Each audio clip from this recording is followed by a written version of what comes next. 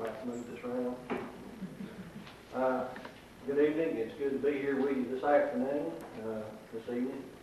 My name is David Haggard. I'm the current sheriff of Roane County, and I have been the sheriff for the past 12 years. I have 39 years in law enforcement experience. I started out in the Rockwood Police Department with Herb Stanley, who was the police chief back in those days and was the sheriff of this county several times. He was from Auburn Springs, and the older I get, the wiser I know he was. And law enforcement's been my career. It is my career. It's been the majority of my life. I enjoy serving in the public. I want to serve you. That's what I feel like my goal in life is to serve the public. And the way you do that is you get educated as to what your career calls for.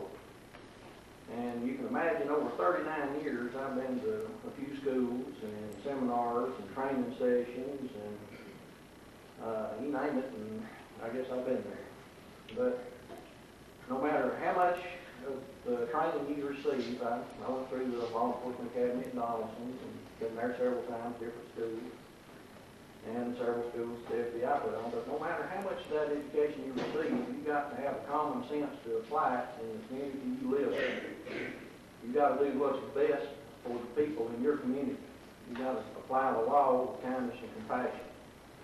And you've got to have people that work for you to carry out what you want done in the community.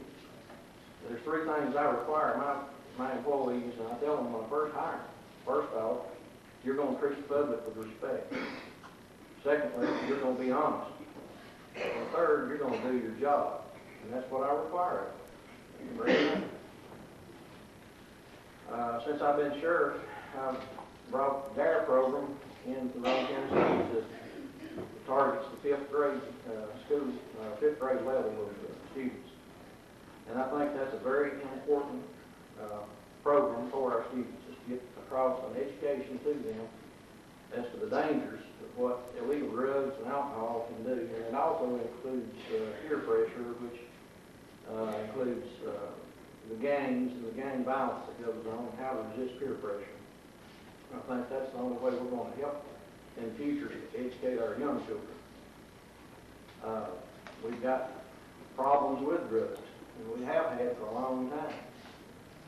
You hear a lot about methamphetamine and the clandestine labs.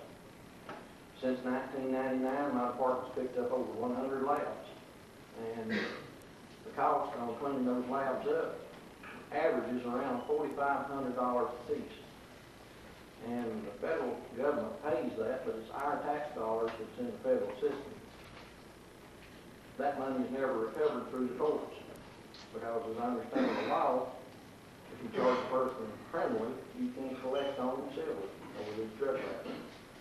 They're very dangerous. It's the most addictive drug that's ever come into our community. It comes from the West Coast, swept across the nation all the way to the East Coast. And some of the preventative measures we have encountered through the years in trying to prevent this is to educate our children, educate our communities as to what was happening, what was coming. Instituted a highway drug interdiction program that was very successful until the Sixth Circuit Court of Appeals in Cincinnati, Ohio told us that we were violating drug dealers' rights, and we had to stop. We took $11.5 million worth of drugs, illegal drugs, off the interstate at the exit 340. That's where we started checkpoint. And it was a very simple method. We just put out two signs that simply said we had a DUI drug checkpoint either a quarter mile or half a mile ahead. And the drug dealers were so kind as to sort yourself out. The first exit they come to, they run up the ramp, come around this curve, and here we stay.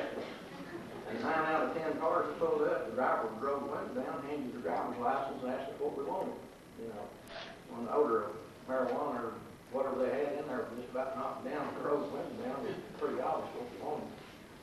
But in addition to taking $11.5 million worth of illegal drugs out of circulation, we also stopped stolen cars, wanted fugitives, illegal immigrants, drunk drivers, a lot of them carrying firearms. And Some of our drug cases we made up there were made with the cooperation of the DEA that helped us with our checkpoint. And they managed to take the people we arrested and turn those people around as informants and wrote these cases completely back out of the country, some went into Mexico, some South America. So in the long run, we don't know how far we shut the drug dealers down, but that was our objective. That's what I'm all about. I'm dead set against drugs. I'll do whatever I can do to prevent them from coming into our community. I'm for protecting this community. I'm for serving the public. That's been my lifelong career. I would appreciate your vote. I've lived in Roane County for 53 years. I'm 59 years old, so I call it home now. So I would appreciate you voting your support.